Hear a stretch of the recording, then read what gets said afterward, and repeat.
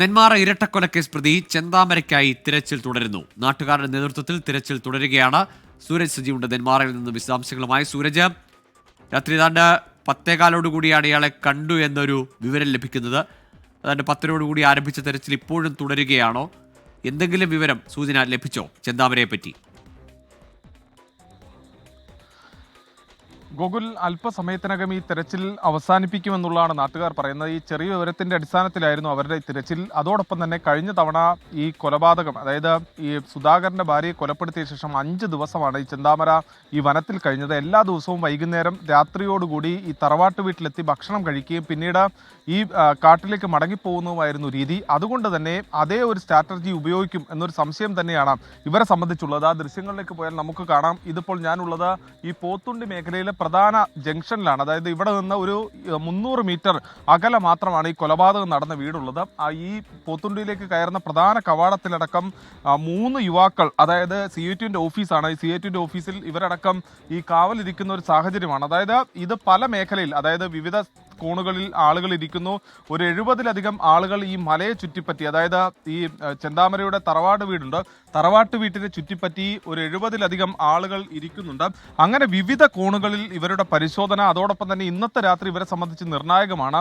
ഈ ചെന്താമരയുടെ ഹിറ്റ് ലിസ്റ്റിലടക്കം 2 പേർ കൂടി ഉണ്ടായിരുന്നു. അതുകൊണ്ട് തന്നെ വലിയ ആശങ്ക ഈ പ്രദേശവാസികളെ സംബന്ധിച്ചുണ്ട്. ഇന്ന് ഈ പ്രദേശവാസികളുമായെല്ലാം നമ്മൾ സംസാരിക്കുമ്പോൾ ഗൂഗിൾ പറയുന്നത് ഇന്നത്തെ രാത്രി എങ്ങനെ വെളുപ്പിക്കും എന്നത് സംബന്ധിച്ച് വലിയ ആശങ്കയുണ്ട് എന്നുള്ളതാണ് ഇവർ പറഞ്ഞത്.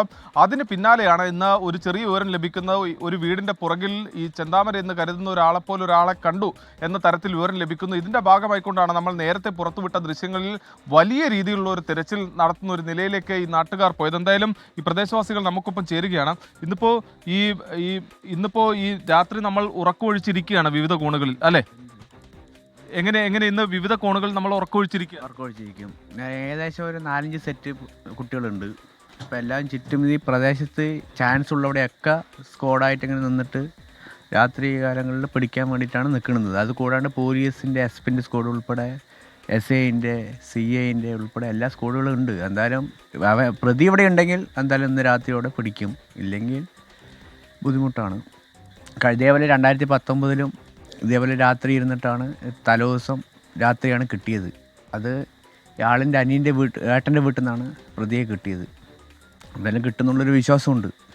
കിട്ടാതെ നമുക്ക് എന്തായാലും മുന്നോട്ട് പോകാൻ കഴിയില്ല. എന്താ വെച്ച് കഴിഞ്ഞാൽ ഇതിന് മുന്നും ആള് പല ഭീഷണികൾ മുഴക്കിയിട്ടുണ്ടായിരുന്നു. ആ പുഷ്പ എന്ന് പറയുന്ന ചേച്ചിയെയും അതേ ബിന്ദു എന്ന് പറയുന്ന ചേച്ചിയെയും വധഭീഷണി തന്നെയാണ് ആൾ ചെയ്തിട്ടുള്ളത്. അതിൻ്റെ അടിസ്ഥാനത്തിൽ നമ്മളെല്ലാം അവനെ അറിയിപ്പ് കൊടുത്ത് വീടിൻ്റെ ഉള്ളിൽ അടച്ചിടുന്ന സ്ഥിതിയിലേക്കാണ് ഇപ്പോൾ പോയിട്ടുള്ളത്. എന്നാലും അവന് രാത്രി ഒന്നും വെളിയിൽ ഇറങ്ങണ്ട എന്നാണ് പറഞ്ഞിട്ടുള്ളത്. എന്തായാലും വലിയ പ്രതീക്ഷയിൽ തന്നെയാണ് നാട്ടുകാരുള്ളത്. വലിയ തിരച്ചിൽ ഈ പ്രദേശവാസികൾ, അതോടൊപ്പം തന്നെ യുവജന സംഘടനാ പ്രതികൾ, അവരുടെ എല്ലാം നേതൃത്വത്തിൽ വലിയ തിരച്ചിലാണ് ഈ മേഖലയിൽ തുടരുന്നത്. എന്തായാലും ഇന്ന് രാത്രി മുഴുവൻ കാവലിരിക്കുകയാണ് ഈ നാടിന്റെ സുരക്ഷയ്ക്ക് വേണ്ടി ഒരു കൂട്ടം യുവാക്കൾ അടക്കമുള്ളവർ. ഗൂഗിൾ, ശരി, ഇനിയും ആളുകളെ കൊലപ്പെടുത്തുമെന്ന ഭീഷണി മുഴക്കിയ സാഹചര്യത്തിൽ കൂടിയാണ് ചെന്താമരയെ വന്നാൽ പിടികൂടാൻ അല്ലെങ്കിൽ അയാളെ നേരിടാൻ ഒരുങ്ങി നെന്മാറ എന്ന പ്രദേശമാകെ തയ്യാറെടുത്ത് ഈ രാത്രിയും ഉറക്കമുളച്ചിരിക്കുന്നത്.